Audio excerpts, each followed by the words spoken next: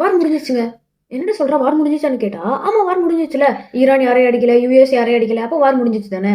அதுதான் இல்லை, இன்னும் வார் போய்கிட்டு தான் இருக்கு. இது ஜஸ்ட் ஒரு சீஸ்ஃபயர். என்ன சொல்றாங்கன்னு பாக்குறீங்க? புரியாதவங்க எல்லாம் என்னோட வீடியோ ஃபுல்லா பாருங்க. வாங்க வீடியோக்குள்ள போலாம். ஆமா, இந்த வார் வந்து இன்னும் முடிவுக்கு வரல.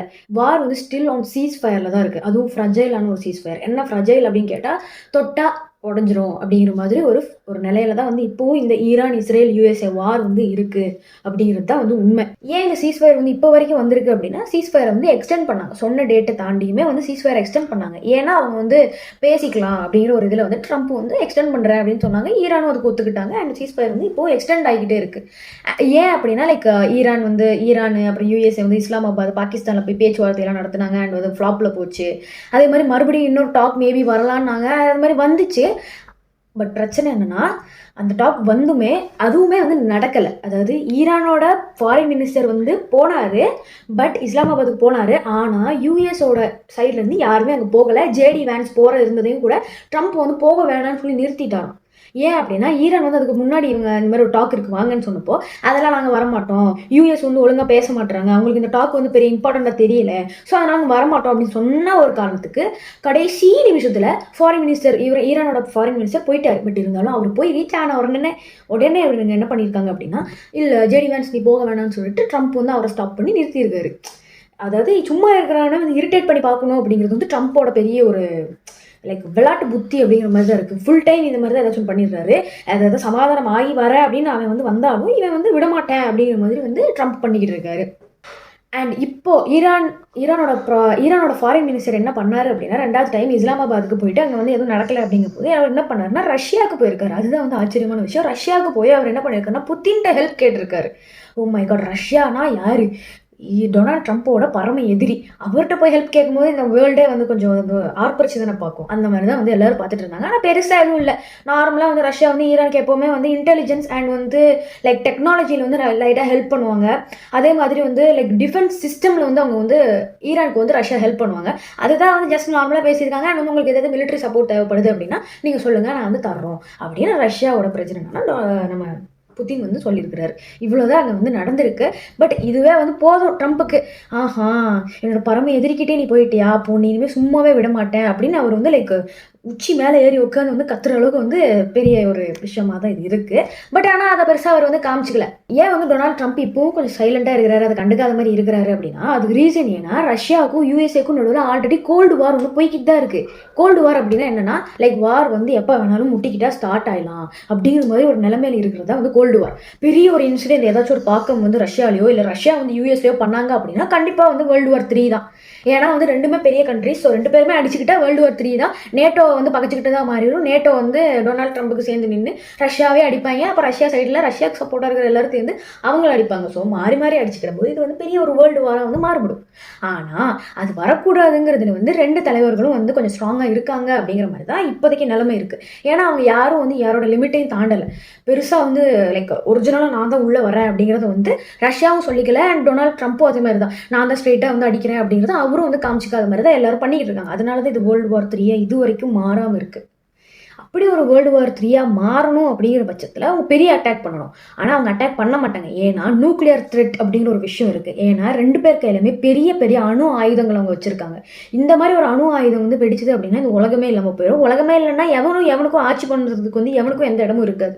ஸோ அதனால வந்து அவங்க வந்து எல்லாத்தையும் ஸ்டாப் பண்ணி லிமிட்டில் வச்சுருக்காங்க இது வரைக்கும். அதனால தான் வந்து ரஷ்யாவும் ஸ்ட்ரெயிட்டாக எதுலேயுமே வந்து ஈடுபடுறதை காமிச்சிக்க மாட்டாங்க. ஆனால் அப்படி பார்த்தாலும் ஏன் இந்த பெட்ரோல் டீசல் விலை இப்போ வரைக்கும் ஏறலை? அண்ட் நம்ம ஊரில் வேறு எலெக்ஷன் முடிஞ்சிச்சு. எலெக்ஷன் அதாவது மே 4ஆம் தேதி ரிசல்ட் தெரிஞ்சால் அதுக்கப்புறம் வந்து மேபி வந்து பெட்ரோல் டீசல் விலையை வந்து மேபி ஏற்றலாம். இல்லைனா வந்து மேபி இந்த வார் சரியாயிடுச்சு அப்படின்னா அது சரியும் ஆகலாம், கம்மியும் ஆகலாம் அப்படின்னு சொல்லப்படுதில்ல. ஆனால் பெட்ரோல் டீசல் விலை இப்போ வரைக்கும் ஏறின அந்த ஒரு ப்ரைஸ் வந்து இப்போ வரைக்கும் இறங்கலை. ஏன்? வார் தான் நின்று 10 நாளுக்கு மேலே ஆயிடுச்சு. ஆனால் ஏன் இன்னும் வந்து பெட்ரோல் டீசல் விலை இறங்கலைன்னா, ஸ்ட்ரெயிட் ஆஃப் ஹார்மஸ் வந்து இப்போ வரைக்கும் வந்து லாக் பண்ணி தான் வச்சிருக்காங்க. ஏன்னா ஸ்ட்ரெயிட் ஆஃப் ஹார்மஸ் வழியாக எந்த ஷிப்புமே போகல. இந்தியன் ஷிப்பு வர்ற மாதிரி இருந்துச்சு, ஆனால் வராமல் அது திரும்பி போன கதையெல்லாம் நம்மளுக்கு தெரியும். ஸோ அந்த மாதிரி ஸ்ட்ரைட் ஆஃப் ஹார்மோஸ் வந்து இப்போ வரைக்கும் க்ளோஸ்டாக இருக்கிறனால லிட்ரலாக அது பெரிய லெவலில், அதாவது குளோபல் இம்பாக்டை வந்து கிரியேட் பண்ணிட்டு இருக்கு.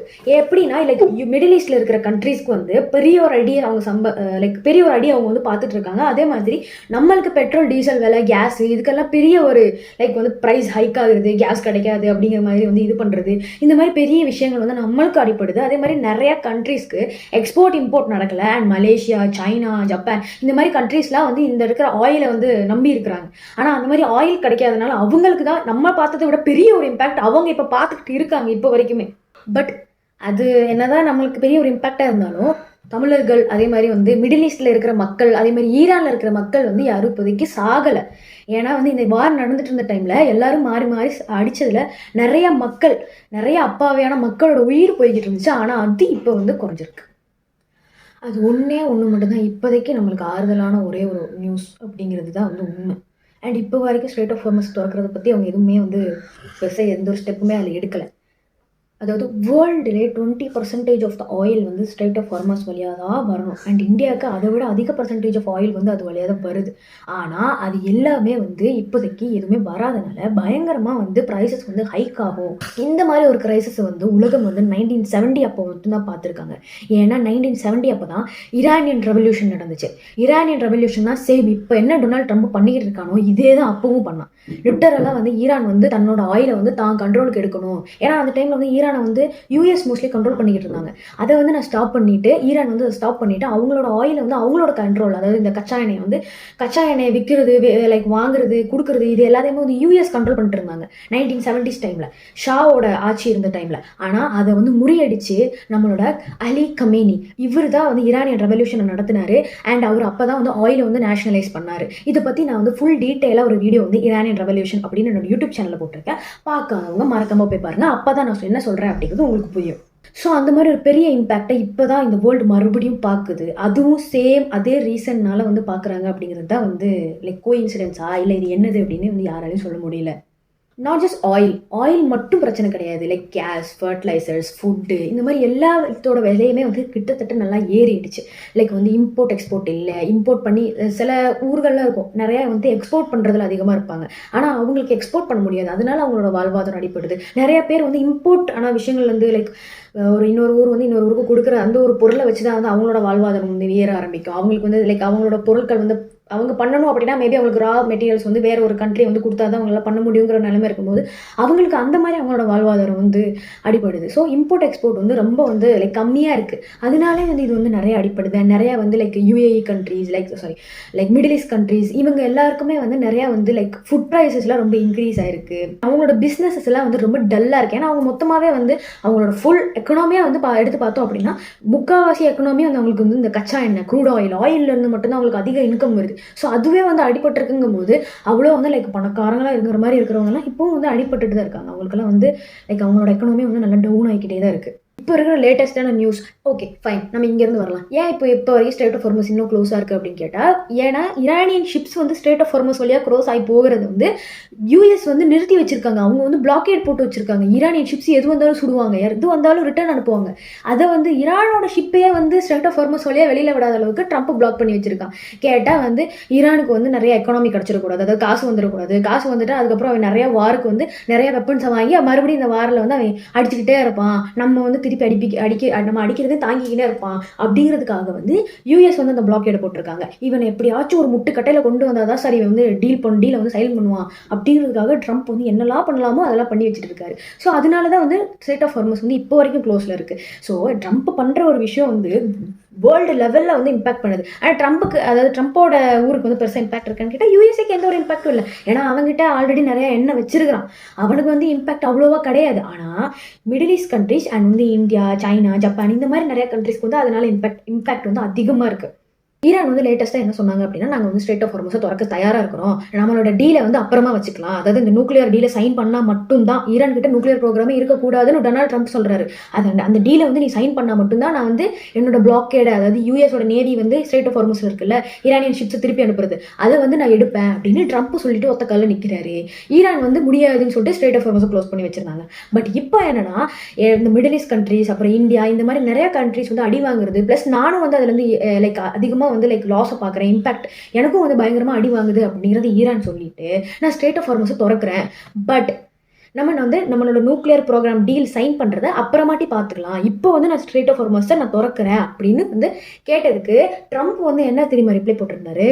ட்ரம்ப் வந்து ஈரான் வந்து லைக் மொத்தமாக வந்து அழிய போகிறாங்களாம், அவங்ககிட்ட வந்து லைக் கெஞ்சுறாங்க, இந்த மாதிரி நான் வந்து நாங்கள் வந்து ஒரு அழிய போகிற நிலைமையில இருக்கோம், எங்களை வந்து காப்பாற்றுங்க அப்படிங்கிற மாதிரி வந்து ஈரான் வந்து கெஞ்சுறாங்க அப்படிங்கிற மாதிரி ஒரு ட்வீட்டை போட்டுட்ருக்காரு. இது எப்படி இருக்குன்னா, அவனே கீழே இறங்கி வர்றான், ஆனால் நான் வர விட மாட்டேன், அவனை வந்து நான் ஏளனமாக பேசுவேன், ட்ரம்ப்புக்கு எந்த பிரச்சனையும் இல்லை, அதனால அவன் சொகுசா மேலே உட்காந்துப்பான். ஆனால் இந்தியா மாதிரி countries and middle east countries, UAE, Abu Dhabi, Qatar, யூஏஇல தான் அபுதாபி வருது, அண்ட் இந்த மாதிரி கண்ட்ரிஸ், ஜிசிசி கண்ட்ரிஸ் எல்லாம் அடி வாங்குது அப்படிங்கிறது வந்து இவனுக்கு தெரியவே இல்லை. அண்ட் இவங்க அவனை ஃபோர்ஸ் பண்ணனால தான் ஐ திங்க் இப்போ வரைக்கும் சீஸ்ஃபயர் இப்படியே போய் அவன் வந்து சரி ஓகே அண்ட் வந்து ட்ரம்ப் இன்னும் உள்ளே இறங்கினாருன்னா அப்படின்னா அவரோட மக்கள் அவர் மேலே திரும்பிடுவார் அப்படிங்கிற ஒரு பயத்தினால மட்டும் தான் சீஸ்ஃபயர் இன்னும் கொண்டு போய்கிட்டு இருக்காங்க. அவர் இதனால இந்த மாதிரி ஒரு ட்வீட் போட்டு சும்மா இருக்கிறவனே சொரிஞ்சு விடுற மாதிரி வந்து நிறைய வேலைகள் பார்த்துட்டு இருக்காரு. இது எந்த இடத்துல போய் முடிய போகுது அப்படிங்கிறது இது வரைக்கும் யாருக்கும் தெரியல. அண்ட் வந்து ஈரான் வந்து ஸ்ட்ரெய்ட் ஆஃப் ஹார்மஸை திறந்து விடுவாங்களா இல்லை மாட்டாங்களா, இல்லை இவன் ட்ரம்ப் போட்ட ட்வீட்னால அவங்க வந்து மறுபடியும் ட்ரிகர் ஆகி மறுபடியும் வந்து இல்லடா நான் பார்த்துக்கிறேன் அப்படின்னு சொல்லிட்டு உட்காந்துருவாங்களா அப்படிங்கிறத வந்து உங்களோட தாட்ஸ் என்ன அப்படிங்கிறது வந்து கமெண்ட்ல சொல்லுங்க. உங்களோட தாட்ஸும் என்ன அப்படிங்கிறத நம்ம பார்க்கலாம். அண்ட் இந்த மாதிரி நிறைய இன்ஃபர்மேட்டிவ் வீடியோஸ் நான் உங்களுக்காக அப்லோட் பண்ணிக்கிட்டே இருப்பேன். அதுக்கு நீங்கள் என்ன மறக்காம சப்ஸ்கிரைப் பண்ணி வச்சா மட்டும்தான் யூடியூப் அல்காரிதம் வந்து உங்களை வந்து என்னோட வீடியோஸும் உங்ககிட்ட வந்து ஃப்ரண்ட் பேஜில் காட்டும். அப்போ தான் உங்களால் என்னோட வீடியோஸை பார்க்க முடியும். அதனால மறக்காம எனக்கு ஒரு சப்ஸ்கிரைப் கொடுத்துட்டு லைக், ஷேர், அப்புறம் ஒரு கமெண்ட் கொடுத்தீங்க அப்படின்னா ரொம்ப சப்போர்ட்டிங்காக இருக்கும். இன்னொரு வீடியோவில் பார்க்கலாம். அண்டில் தென் பாய்.